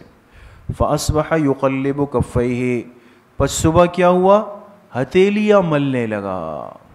کیا ملنے لگا؟ کہتے ہیں نا کف افسوس مل رہا ہے. کف افسوس، کف کس کو کہتے ہیں؟ ہتھیلی کو. تو صبح جب ہوئی آیا تو دیکھا کہ نہ باغ ہے، نہ پھل ہے، نہ کھجور ہے، نہ انگور ہے، نہ فصل ہے، پورا نشتر پارک بنا ہوا ہے بس. تو صبح ہتھیلیاں ملنے لگا کس بات پر؟ علامہ انفق فیہا، اس مال کے پیچھے جو اس نے اس باغ پہ خرچ کیا. اس مال کے پیچھے جو اس نے اس باغ پہ خرچ کیا. وَهِيَ خَاوِيَةٌ عَلَى عُرُوشِهَا، اور وہ باغ گرا ہوا تھا اپنی چھتوں پر، اپنی چھتوں پر گرا ہوا تھا. اس لیے کہ کھجور کی بیل ہوتی ہے نا، تو اس کے لیے ایک خاص قسم کی چھت سی بنا دی جاتی ہے، عارضی چھت ہوتی ہے. یہ بیل اس پر اس طرح پھیل جاتی ہے پوری. سمجھ میں آ گئے؟ تو اب جب وہ الٹ گیا تو وہ چھت نیچے آ گئی اور پھل اس کے اوپر گرے ہوئے. تو وہ باغ گرا ہوا تھا علی عروشہا، اپنی چھتوں کے اوپر. سمجھ گئے؟ وَيَقُولُ، اور یہ کہہ رہا تھا، یا لیتنی لم اشرک بربی احدا، کاش کہ میں اپنے رب کے ساتھ کسی کو شریک نہ کرتا. نقصان ہو گیا. وَلَمْ تَكُنْ لَهُ فِئَةٌ يَنْصُرُونَهُ مِنْ دُونِ اللَّهِ، نہیں تھی اس کے لیے کوئی جماعت جو اس کی مدد کرتی اللہ کے علاوہ. فِئَةٌ، جماعت. وہ جو بڑی بڑی باتیں ہانک رہا تھا نا، اب سب ختم ہو گیا. تو کوئی جماعت نہیں تھی جو اس کی مدد کرتی اللہ کے علاوہ. وَمَا كَانَ مُنْتَصِرًا، اور نہ خود بدلہ لینے والا تھا، نہ خود بدلہ لینے والا تھا. هُنَالِكَ الْوَلَایَةُ لِلَّهِ الْحَقِّ، اب ترجمہ لکھیں. ایسے موقع پر تمام اختیار اللہ برحق کے ہیں. ایسے موقع پر تمام اختیار اللہ برحق کے ہیں. یہ ترجمہ ہے اس کا. ایسے موقع پر تمام اختیارات اللہ برحق کے ہیں. هو خیر ثوابا و خیر عقبا، وہی زیادہ بہتر ہے باعتبار ثواباً بدلے کے، اور وہی زیادہ بہتر ہے باعتبار انجام کے. ثواب کہتے ہیں بدلے کو، عقباً کہتے ہیں انجام کو. اللہ کی ذات ہی بہتر ہے باعتبار بدلہ دینے کے، اور اللہ کی ذات ہی زیادہ بہتر ہے باعتبار انجام کے لحاظ سے. وَاضْرِبْ لَهُمْ مَثَلَ الْحَيَاةِ الدُّنْيَا، لکھیں بے ثباتی دنیا پر تمثیل کلی، تمثیل ایک اور مثال اللہ پاک ارشاد فرمانا چاہتے ہیں کہ یہ دنیا ناپائیدار ہے، اس کی کوئی حقیقت بھی نہیں ہے. وَاضْرِبْ لَهُمْ مَثَلَ الْحَيَاةِ الدُّنْيَا، فرمایا بیان کیجئے ان کے لیے دنیا کی زندگی کی مثال. اب ایک اور مثال دے رہے کہ دنیا کی زندگی کی مثال کیسی ہے. فرمائے کمائن، کمائن سے پہلے محذوف نکالیں گے ہی ضمیر ہیا. دنیا کی زندگی کی مثال ایسی ہے جیسے کہ پانی، انزلناہ من السماء، جسے ہم نے برسایا آسمان سے، فاختلط بہ نبات الارض، پھر اس کے ساتھ مل کر نکلا زمین کا سبزہ. اختلط، استاد صاحب ترجمہ فرماتے ہیں گنجان ہو کے نکلا. کیا ہو کے؟ اس لیے کہ پانی جب زمین میں جائے اور زرخیز پانی ہو تو بھرپور سبزہ نکلتا ہے، گنجان، خوب آباد. تو اختلط کے معنی گنجان بھی کر سکتے ہیں اور مل کر بھی کر سکتے ہیں. مل کر نکلا بھی ای بالماء، اس پانی کے ذریعے سے زمین کا سبزہ. فاصبح ہشیما تذروہ الریاح، پھر ہو گیا وہ چورا چورا. وہ جو سبزہ نکلا تھا نا، کچھ دنوں کے بعد خشک ہو گیا، خشک ہو گیا، وقت پہ کاٹا نہیں. تو جب آپ نے دیکھا ہوگا گھاس خشک ہو جائے تو یہ بالکل پیر رکھنے سے ٹوٹ جاتی ہے نا. تو ہو گیا حشیمن، چورا چورا، اور تذروہ الریاح، جس کو ہوا اڑا رہی ہے. کیا اڑا رہی ہے؟ ہوا اڑا رہی ہے. وَكَانَ اللَّهُ عَلَى كُلِّ شَيْءٍ مُقْتَدِرًا، اللہ کی ذات ہر چیز پہ قدرت رکھنے والی ہے. المال والبنون زینت الحیات الدنیا، مال اور اولاد دنیاوی زندگی کی زینت ہے، رونق ہے. مال اور بیٹے، بنون کا لفظ آیا چونکہ عام طور پہ لوگ بیٹوں پہ فخر زیادہ کرتے ہیں، سمجھ گئے؟ تو مال اور بیٹے یہ زینت ہے دنیاوی زندگی کی. لیکن والباقیات الصالحات، باقی رہنے والی نیکیاں، باقی رہنے والی نیکیاں، غور کیجئے گا، باقی رہنے والی نیکیاں خیرن، زیادہ بہتر ہے، عند ربک، آپ کے رب کے نزدیک، ثواباً باعتبار بدلے کے، وخیرن، اور زیادہ بہتر ہے، عملا، باعتبار امید کے، باعتبار امید کے. اس کے ساتھ لکھیں آخرت میں، اس لیے کہ انسان نیک عمل پر اچھی امید کہاں کے لیے رکھتا ہے؟ آخرت میں رکھتا ہے. اب باقیات الصالحات کیا ہے دوستو؟ وہ نیکیاں جو باقی رہتی ہے وہ کون سی ہے؟ اس میں 3 قول مفسرین نے لکھے. ایک قول تو یہ کہ جو تسبیحات مسنونہ ہیں، یعنی تسبیح، تحمید، تحلیل، تکبیر، یہ جو ہم کہتے ہیں نا سبحان اللہ، الحمدللہ، لا الہ الا اللہ، اللہ اکبر، تو حدیث پاک میں چونکہ ان کے بہت زیادہ فضائل ہیں، تو یہ جو تحمید، تسبیح، تکبیر، تحلیل، یہ جو مسنون وظائف ہیں، یہ باقیات الصالحات ہیں.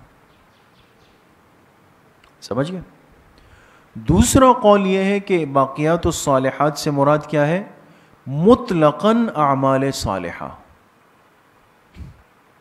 مطلقاً اعمال، کوئی بھی خیر کے جو کام ہے، نماز ہے، روزہ ہے، صدقہ ہے، انفاق ہے، ذکر ہے، جہاد ہے، دعوت ہے، علم ہے، سب ہے. تیسرا قول یہ کہ اس سے مراد الکلم الطیب، الکلم، ہر اچھی بات، جو زبان سے خیر کی بات نکلتی ہے نا، اچھی باتیں، وہ سب باقیات الصالحات ہیں۔ وَيَوْمَ نُسَيِّرُ الْجِبَالَ، لکھے احوال آخرت، احوال آخرت، یاد کریں اس دن کو جب ہم پہاڑوں کو چلائیں گے۔ مشرکین مکہ نے حضور علیہ السلام سے پوچھا تھا کہ آپ کہتے ہیں قیامت آئے گی اور سب کچھ ہو، یہ اتنے بڑے بڑے پہاڑ کہاں جائیں گے، یہ کہاں پہ محفوظ ہوں گے؟ تو اللہ پاک نے فرمایا یہ محفوظ نہیں ہوں گے، یہ چلیں گے۔ یہ کیا ہوں گے؟ چلیں گے۔ جس دن ہم پہاڑوں کو چلائیں گے، لکھے احوال آخرت، لکھ لیا؟ وَتَرَى الْأَرْضَ بَارِزَةً، اور آپ دیکھو گے زمین کو کھلا میدان، کھلا میدان۔ وَحَشَرْنَاهُمْ، اور ہم ان سب کے سب کو جمع کریں گے، پوری انسانیت جمع ہوگی۔ فَلَمْ نُغَادِرْ مِنْهُمْ أَحَدًا، اور ہم ان میں سے ایک کو بھی نہیں چھوڑیں گے۔ نغادر کے معنی کیا ہے؟ چھوڑنا۔ دنیا میں تو انسان دائیں بائیں ہو جاتا ہے نا، دائیں بائیں ہو گیا، چلو میں وضو بنا رہا تھا اور میں یہ کر رہا تھا، میں وہ کر رہا تھا، آگے پیچھے ہو گیا۔ اللہ فرما رہے ہم کسی کو بھی نہیں چھوڑیں گے۔ وَعُرِضُوا عَلَىٰ رَبِّكَ صَفًّا، یہ سب کے سب پیش کیے جائیں گے تمہارے رب کے سامنے صف بنا کر۔ کیا بنا کر؟ صف بنا کر پیش کیے جائیں گے۔ لَقَدْ جِئْتُمُونَا، لقد سے پہلے کیا محذوف نکالیں گے؟ يُقَالُ لَهُمْ، يُقَالُ لَهُمْ، اور ان سے کہا جائے گا، ان سے کہا جائے گا لَقَدْ جِئْتُمُونَا، تحقیق تم ہمارے پاس لائے گئے، قیامت کے دن جو تم ہمارے پاس لائے گئے، کما خلقناکم اول مرہ، اسی طرح جیسے ہم نے تمہیں پیدا کیا تھا پہلی مرتبہ۔ جب تم دنیا میں پہلی مرتبہ پیدا ہوئے تھے نا، تو اکیلے آئے تھے، بے لباس آئے تھے، بے اختیار آئے تھے، اسی طرح آج ہمارے پاس لائے گئے ہو۔ بل زعمتم، بل زعمتم ای لیکن زعمتم، لیکن تمہارا گمان کیا تھا کہ الن نجعل لکم موعدا، کہ ہرگز ہم نہیں رکھیں گے تمہارے لیے کوئی میعاد مقرر، کوئی میعاد، کوئی وقت مقرر۔ تمہارا خیال یہ تھا کہ یہ ایسے ہی باتیں، ہوگا کچھ نہیں۔ ایسے دنیا میں لوگ کہتے ہیں نا بس یہ تو ایسے ہی کاغذی کارروائی ہے، خانہ پوری ہے، ہوتا موتا کچھ بھی نہیں ہے، بس کر لو۔ تو اللہ نے فرمایا تمہارا خیال یہ تھا کہ ہم تمہارے لیے کوئی میعاد مقرر نہیں رکھیں گے۔ وَوُضِعَ الْكِتَابُ، لکھے کیفیت حساب۔ اب حساب کی کیفیت اور طریقہ کیا ہوگا؟ فرمایا وُضِعَ الْكِتاب، نامہ اعمال رکھ دیے جائیں گے۔ کتاب سے مراد کیا ہے؟ نامہ اعمال۔ فَتَرَى الْمُجْرِمِينَ، آپ دیکھیں گے مجرمین کو، مشفقین، کہ ڈر رہے ہوں گے۔ اس دن مجرمین ڈر رہے ہوں گے، کیوں؟ مما فیہ، جو کچھ ان نامہ اعمال میں ہے اس سے، اس لیے کہ ظاہر سی بات ہے کہ پتہ ہے کہ اندر نمبر اچھے نہیں لگے ہوئے، اندر جو ہے وہ سارے نمبر ریڈ پین سے ہیں۔ کون سے پین سے؟ ریڈ پین سے۔ کلرفل رپورٹ تیار ہوئی ہے میری۔ ڈر رہے ہوں گے۔ وَيَقُولُونَ، اور کہیں گے یا ویلتنا، ہائے ہماری ہلاکت، ہائے ہماری ہلاکت، مال ھذا الکتاب، کیا ہوا اس کتاب یعنی نامہ اعمال کو کیا ہوا؟ لا یغادر صغیرۃ ولا کبیرہ، اس نے نہ کوئی چھوٹی چیز چھوڑی ہے نہ بڑی چیز چھوڑی ہے، الا احصاھا، مگر یہ کہ اس کو محفوظ کر دیا ہے۔ جن چیزوں کو دنیا میں ہم نے کوئی اہمیت ہی نہیں دی، وقعت نہیں دی، اور معمولی سمجھ کے کبھی کر لیا، کبھی معمولی سمجھ کے چھوڑ دیا، آج وہ بھی لکھا ہوا ہے۔ وَوَجَدُوا مَا عَمِلُوا حَاضِرًا، اور یہ لوگ پا لیں گے اپنے کیے ہوئے کو، ما عملو، اپنے کیے ہوئے کو پا لیں گے، حاضرہ، روبرو، آنکھوں کے سامنے پا لیں گے۔ وَلَا يَظْلِمُ رَبُّكَ أَحَدًا، اور آپ کا رب کسی پر ظلم نہیں کرے گا۔ وَإِذْ قُلْنَا لِلْمَلَائِكَةِ اسْجُدُوا، لکھے شیطان کی عداوت قدیمہ کا بیان، شیطان کی عداوت قدیمہ، شیطان کے ساتھ تو ہماری لڑائی پرانی ہے، یہ تو پرانا دشمن ہے نا، تو اس عداوت قدیمہ کا ذکر کیا، اس لیے کہ یہ تو جگہ جگہ پر قرآن میں آتا ہے۔ یاد کرو قلنا للملائکۃ اسجدوا لآدم، جب ہم نے فرشتوں سے کہا کہ آدم علیہ السلام کو سجدہ کر لو، فسجدوا، تمام فرشتوں نے سجدہ کر لیا، الا ابلیس، سوائے کس کے؟ ابلیس کے۔ ابلیس سے مراد کون ہے؟ شیطان ہے۔ کان من الجن، یہ جنات میں سے تھا۔ یہ کس میں سے تھا؟ یہ معلوم ہوا کہ شیطان فرشتہ نہیں تھا، فرشتوں کے ساتھ رہتا ضرور تھا، یہ یاد رکھیں، فرشتوں کے ساتھ رہتا ضرور تھا، اور اس صحبت کی وجہ سے نیک اعمال اس نے بہت کیے ہیں، لیکن فرشتہ نہیں بن سکا۔ سمجھ میں آ گئی؟ فرشتہ نہیں بن سکا ہے۔ یہ کن میں سے تھا؟ جنات میں سے تھا۔ ففسق عن امر ربہ، بس اپنے رب کے حکم سے نکل بھاگا۔ یہ ترجمہ ہے استاد صاحب کا، فسقہ، نکل بھاگا، نکل گیا اپنے رب کے حکم سے۔ اللہ نے فرمایا سجدہ کرو، اس نے نہیں کیا، تو اللہ کے حکم سے نکل گیا نا۔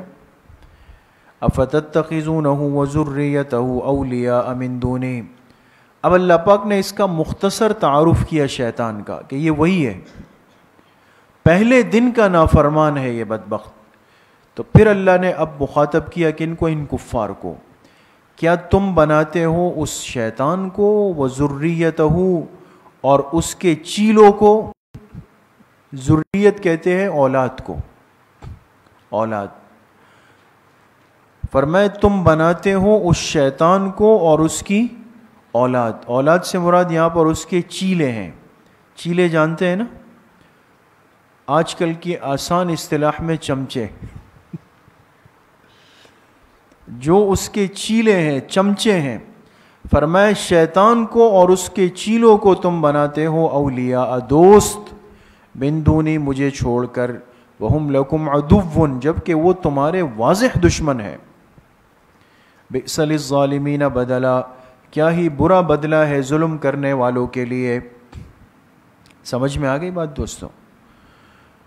اب یہاں ذریت فرمایا، تو اس میں مفسرین بعض حضرات فرماتے ہیں کہ شیطان کی تو ذریت یعنی اولاد نسبی نہیں ہوتی، اولاد نسبی اس کی نہیں ہوتی، لیکن جمہور کی رائے یہی ہے کہ اس کی اولاد ہے، اس لیے کہ جنات میں سے ہیں، اور جنات میں توالد و تناسل کا سلسلہ ہوتا ہے۔ بات سمجھ گئے دوستو؟ سمجھ گئے؟ تو جنات میں بھی توالد و تناسل کا سلسلہ ہے، محقق قول یہی ہے۔ ما اشہدتم خلق السماوات والارض ولا خلق انفسہم، میں نے حاضر نہیں کیا تھا ان کو، اشہدتہم، سمجھ میں آ رہا ہے؟ نیند تو نہیں آ رہی کسی کو؟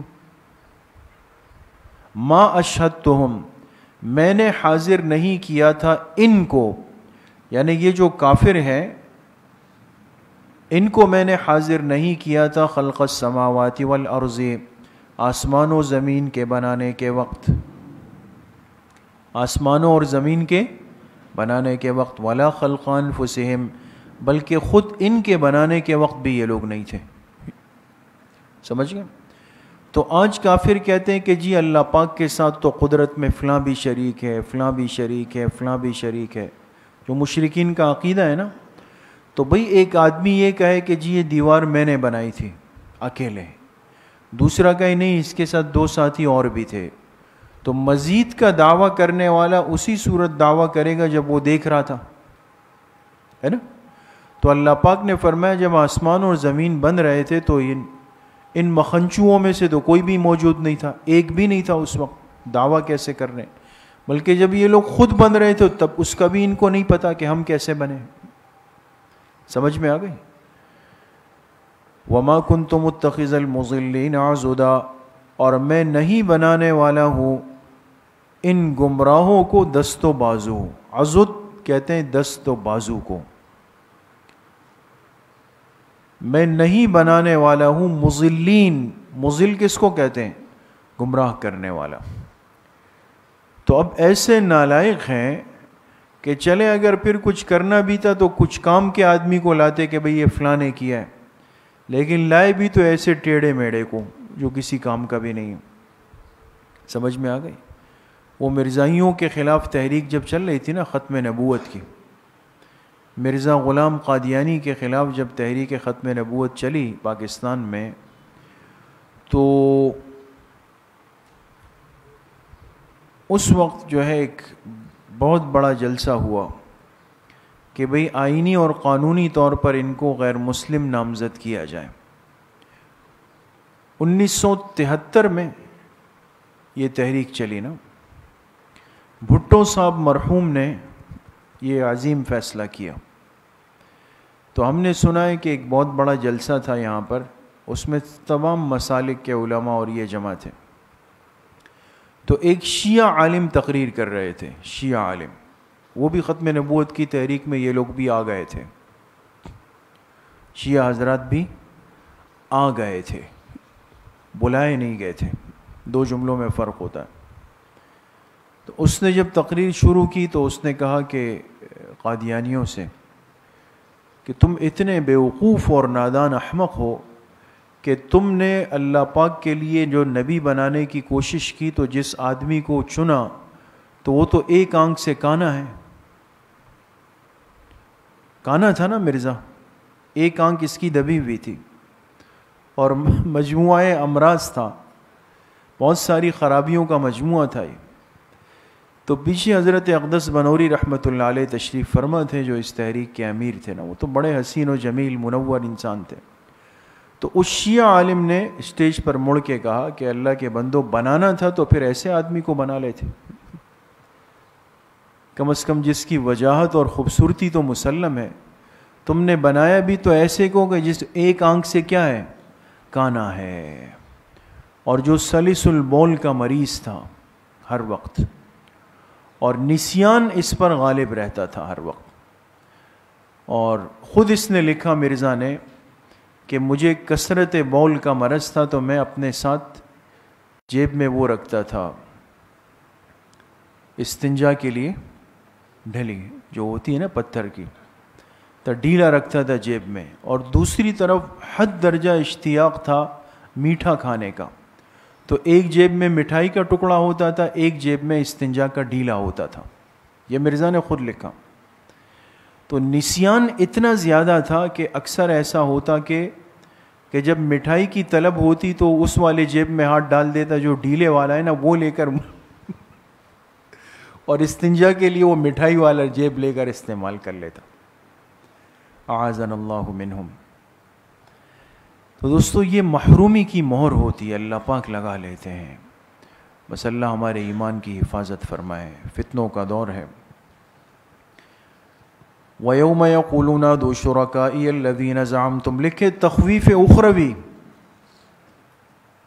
تخویف یوم ای اذکر یوم، یاد کرو اس دن کو جس دن اللہ پاک فرمائیں گے نادوا شرکائی الذین زعمتم، اب بلاؤ میرے ان بنائے ہوئے شریکوں کو، الذین زعمتم جنہیں تم نے گمان کر رکھا تھا.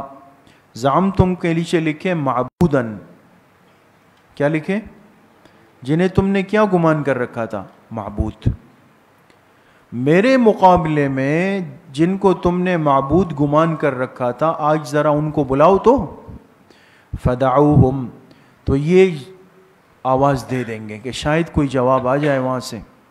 تو دنیا میں جن کو پکارا تھا نا یا فلاں یا فلاں یا فلاں یا فلاں یا فلاں، اللہ کہیں گے بلاؤ ان کو، تو یہ یہاں سے آواز دے دیں گے کہ یا فلاں آ جائیں مدد کے لیے، اب ہماری مدد فرمائیں.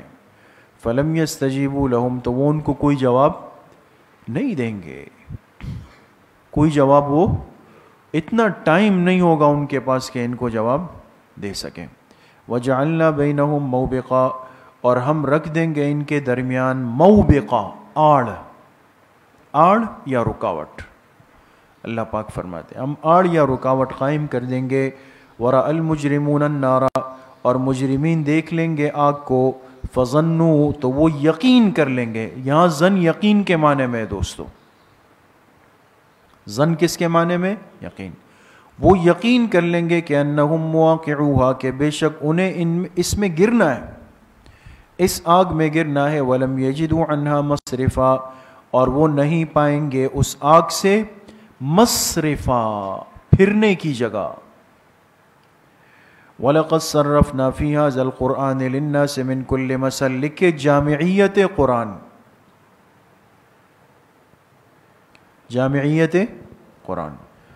وَلَقَدْ صَرَّفْنَا یقیناً ہم نے بیان کیا، صرفنا کا ایک ترجمہ ہے کئی طرح سے، ہم نے بیان کیا کئی طرح سے، ایک ترجمہ ہے بار بار دوہرا کے، جو چیز بار بار بیان کی جائے اس کو تصریف کہتے ہیں دوستوں۔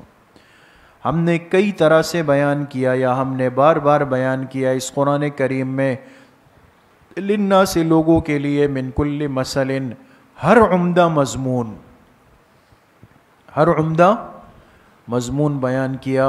وَكَانَ الْإِنسَانُ أَكْثَرَ شَيْءٍ جَدَلًا، اور یہ انسان سب چیزوں سے زیادہ جھگڑالو ہے، یہ ترجمہ لکھے، یہ انسان کیا ہے؟ سب چیزوں سے زیادہ جھگڑالو ہے۔ وَمَا مَنَعَ النَّاسَ أَن يُؤْمِنُوا، لکھے زجر، زجر کہتے ہیں ڈانٹ، اب اللہ پاک ڈانٹ فرما رہے ہیں، فرمایا ان لوگوں کو منع نہیں کیا ایمان لانے سے۔ وَمَا مَنَعَ النَّاسَ أَن يُؤْمِنُوا، ان لوگوں کو ایمان لانے سے کسی چیز نے منع نہیں کیا، اذ جاءہم الہدی، جبکہ ان کے پاس ہدایت پہنچ چکی تھی، وَيَسْتَغْفِرُوا رَبَّهُمْ، اور اپنے رب کے استغفار کرنے سے۔ بات سمجھ رہے ہیں دوستو؟ ترجمے پہ تھوڑا سا غور کریں گے۔ ہدایت کو قبول کرنا اور اللہ پاک سے اپنے گناہ کی معافی مانگنا، یہ دو چیزیں بنیاد ہے نا۔ اللہ پاک فرما رہے ہیں یہ کافر کیوں محروم ہوئے، تو فرمایا کہ ان کو ہدایت کے قبول کرنے سے اور استغفار کرنے سے کوئی چیز مانع اور رکاوٹ نہیں تھی، چاہتے تو بآسانی قبول کر لیتے۔ ما منع، کسی چیز نے ان کو نہ ہدایت سے منع کیا، وَيَسْتَغْفِرُوا رَبَّهُمْ، نہ اپنے رب کے سامنے استغفار سے منع کیا۔ لیکن پھر کیوں ایسا ہوا؟ فرمایا إِلَّا أَن تَأْتِيَهُمْ سُنَّةَ الْأَوَّلِينَ، سوائے اس کے کہ پیش آ جائے ان کو معاملہ پچھلوں کا سا، تأتیہم پیش آ جائے ان کو سنتا، سنتا کے معنی کیا ہے؟ معاملہ، الاولین پچھلوں کا، پچھلی امتوں کے ساتھ جو معاملہ ہوا نا، یعنی عذاب کا، جو عذاب ان پر آیا یہ بھی اسی کو چاہ رہے ہیں، یہ خود محروم ہوئے ہیں۔ او یأتیہم العذاب قبلا، یا پھر یہ کہ آ جائے عذاب ان کے آمنے سامنے، سمجھ گئے؟ تو ان کی محرومی کا سبب یہ لوگ خود بنے، یہ سوائے عذاب کے اور پکڑ کے اور پچھلی امتوں کے ساتھ ہونے والے سلوک کے اور کسی چیز کے طلبگار ہے ہی نہیں۔ بات سمجھ گئے؟ ورنہ باقی ان کو کسی نے منع نہیں کیا، کوئی رکاوٹ نہیں تھی ان کے لیے قبولیت سے، لیکن بس ان کی قسمت میں محرومی رکھ دی گئی اور انہوں نے اپنے آپ کو عذاب کا مستحق بنا دیا۔ بات سمجھ گئے؟ ترجمہ سمجھ گئے؟ سنت الاولین کے نیچے لکھیں عذاب استیصال، عذاب استیصال، صاد ہے آخر میں، شروع میں سین ہے، استیصال کہتے ہیں جڑ سے اکھیڑ دینا۔ جیسے پچھلی امتوں پر جب عذاب آتا تھا نا پھر کوئی بچتا نہیں تھا، سب کافر ہلاک ہوتے تھے، تو لگتا ایسا ہے کہ یہ بھی وہی عذاب استیصال کے منتظر ہیں، طلبگار ہیں۔ وَمَا نُرْسِلُ الْمُرْسَلِينَ إِلَّا مُبَشِّرِينَ وَمُنذِرِينَ، ازالہ شبہ، ازالہ، آپ سے کہا تھا نا کہ کبھی تو ایسا ہوگا کہ شبہ بھی ذکر ہوگا، ازالہ شبہ بھی ذکر، کبھی ازالہ شبہ ہوگا اور شبہ آپ نے نکالنا ہوگا۔ اب دیکھیں ترجمے پہ غور کریں، اللہ پاک فرما رہے وَمَا نُرْسِلُ الْمُرْسَلِينَ إِلَّا مُبَشِّرِينَ وَمُنذِرِينَ، اور ہم نہیں بھیجتے پیغمبروں کو مگر خوشخبری سنانے اور ڈرانے کے لیے، یہ ازالہ شبہ ہے۔ تو شبہ کیا ہے؟ شبہ یہ تھا کہ کفار نے کہا کہ اگر یہ سچے پیغمبر ہیں تو ہم پر عذاب کیوں نہیں لاتے؟ سمجھ میں آ گیا؟ اگر یہ سچے پیغمبر ہیں تو پھر لے آئے ہم پر عذاب، اتنا عرصہ ہو گیا عذاب نہیں لا رہے۔ تو اللہ پاک نے فرمایا کہ پیغمبر عذاب لانے کے لیے نہیں ہوتے، ان کی ذمہ داریاں الگ ہیں، باقی عذاب کے خواہش مند ہو تو وہ ہم بھیج دیں گے۔ بات سمجھ گئے؟ تو ان کا کام وہ نہیں ہے جو آپ ان سے چاہ رہے ہو۔ سمجھ گئے؟ شبہ سمجھ میں آیا؟ ازالہ شبہ بھی سمجھ گئے؟ اور ہم نہیں بھیجتے المرسلین پیغمبروں کو مگر خوشخبری سنانے کے لیے اور ڈرانے کے لیے، یہ اس کام کے لیے، عذاب لانے کے لیے نہیں ہے۔ وَيُجَادِلُ الَّذِينَ كَفَرُوا بِالْبَاطِلِ، اور جھگڑتے ہیں کافر ناحق، باطل کے نیچے لکھے ناحق، اور جھگڑتے ہیں یہ کافر ناحق، کیوں؟ لِيُدْحِضُوا بِهِ الْحَقَّ، تاکہ اس کے ذریعے سے مٹا دے حق کو۔ یدحضو کا ایک ترجمہ ہے مٹا دے، ایک ہے ٹلا دے، ایک ہی مطلب ہے، مٹا دے یا ٹلا دے۔ کس کو؟ حق کو۔ وَاتَّخَذُوا آیَاتِي وَمَا أُنذِرُوا هُزُوًا، اور انہوں نے بنا رکھا ہے میری آیتوں کو، وَمَا أُنذِرُوا، اور اس چیز کو جس سے ان کو ڈرایا گیا۔ غور کریں، ان کافروں نے بنا رکھا ہے میری آیتوں کو اور اس چیز کو جس سے ان کو ڈرایا۔ وہ کیا چیز ہے؟ عذاب ہے نا، عذاب۔ تو اس کو کیا بنا رکھا ہے؟ ہزوا، مذاق بنا رکھا ہے، مذاق اڑاتے ہیں۔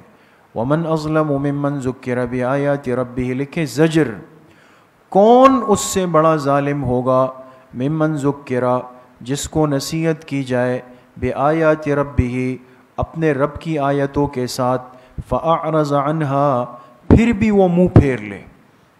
کیا کرے؟ منہ پھیر لے۔ ونسی ما قدمت یداہ، اور بھلا دے ما، اس انجام کو اپنے اعمال کے، یہ پورا ترجمہ لکھے ماں کے نیچے، اس انجام کو اپنے اعمال کے اس انجام کو بھلا دے، قدمت یدا، جو اس کے ہاتھوں نے آگے بھیجے، بھلا دیا۔ انا جعلنا علی قلوبہم اکنہ، لکھے علت ما سبق، علت ما کیا مطلب؟ جو پیچھے بات گزری نا، اس کی علت کیا ہے؟ وجہ، یعنی کیا وجہ ہے کہ یہ اللہ کی آیتوں کا مذاق بناتے ہیں؟ کیا وجہ ہے کہ یہ اپنے کرتوتوں کو کر کے بھول جاتے ہیں؟ اس کی وجہ کیا ہے؟ علت کیا ہے؟ فرمایا اس کی وجہ یہ کہ انا جعلنا علی قلوبہم اکنہ، ہم نے ان کے دلوں پر ڈال دیے ہیں پردے۔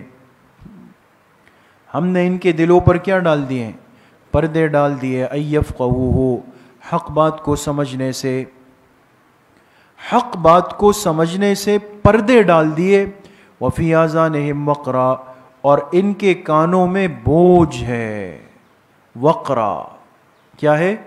بوجھ یا ڈانٹ، ڈال الف ٹا، ڈانٹ، جیسے بوتل بند کرتے ہیں تو وہ ڈانٹ لگا دیتے ہیں لکڑی کی نا، اسی طرح تو کان بند کرنے کے لیے ہم نے کیا کر دیا؟ اس میں ڈانٹ لگا دیے۔ تو آپ کان میں ہینڈ فری لگائیں، آپ کو برابر والے کی آواز نہیں آئے گی، نہیں آتی نا۔ تو اللہ پاک نے فرمایا ہم نے ان کے کانوں میں ڈانٹ لگا دیے، بند کر دیے۔ لہٰذا وَإِن تَدْعُوهُمْ إِلَى الْهُدَىٰ، اب اگر آپ ان کو بلائیں ہدایت کی طرف، آپ اگر اب ان کو بلائیں بھی ہدایت کی طرف، فَلَن يَهْتَدُوا إِذًا أَبَدًا، ہرگز کبھی بھی وہ ہدایت کو قبول نہیں کریں گے۔ ہدایت کو قبول، لا علاج مریض بن چکے ہیں۔ بات سمجھ گئے؟ کیا بن چکے ہیں؟ لا علاج مریض بن چکے ہیں۔ تو انہوں نے اپنا نقصان تو خود کیا نا، اللہ پاک نے تھوڑی فرمایا۔ وربک الغفور ذو الرحمہ لکھے امہال مجرمین، امہال مہلت سے ہے. اتنا سب کچھ ہو کر بھی اللہ پاک کی ذات اتنی مہربان ہے کہ وہ مجرم کو آخری وقت تک مہلت دیتے ہیں. اور آپ کا رب الغفور بخشنے والا ہے، ذو الرحمہ رحم کرنے والا ہے. لو یؤاخذہم بما کسبوا، اگر اللہ پاک ان کا مواخذہ کریں ان کے کیے ہوئے کاموں پر، مواخذہ پکڑ، اگر اللہ ان کی پکڑ فرمائیں بما کسبوا ان کے کیے ہوئے کاموں پر، تو لعجل لهم العذاب، تو جلد ہی ان پر عذاب آ جائے. یہ تو دیکھیں اللہ کا فضل ہے نا. انسان گناہ کرتا ہے پھر بھی چل رہا ہے، پھر رہا ہے، کھا رہا ہے، سو رہا ہے، ہنس رہا ہے، سب کچھ کر رہا ہے. ورنہ اگر ہر گناہ کی پکڑ فوری آتی تو کام تو ہو چکا ہوتا ہے نا. تو یہ تو فوری پکڑ نہیں ہے. بل لہم موعد، بلکہ ان لوگوں کے لیے ایک وقت مقرر ہے. موعد کے نیچے لکھے یعنی قیامت. وقت مقرر کیا ہے؟ قیامت ہے. لن یجدوا من دونہ موئلا، ہرگز نہیں پائیں گے اس کے علاوہ کوئی جائے پناہ. موئلا کا نیچے لکھے جائے پناہ، بچنے کی جگہ کوئی نہیں ہوگی. وَتِلْكَ الْقُرَىٰ أَهْلَكْنَاهُمْ لَمَّا ظَلَمُوا، لکھے تخویف دنیاوی، تخویف دنیاوی.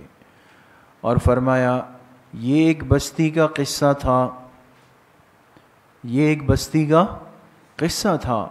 أَهْلَكْنَاهُمْ لَمَّا ظَلَمُوا، ہم نے ان کو ہلاک کیا جب انہوں نے ظلم کیا. ظلم سے مراد شرک.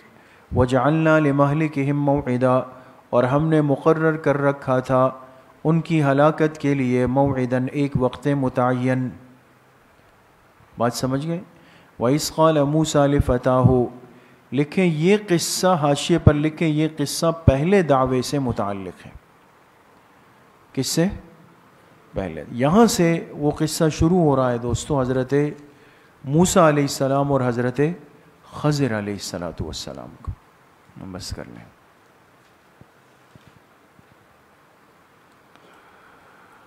آپ حضرات وضو فرما لیں، نوافل پڑھ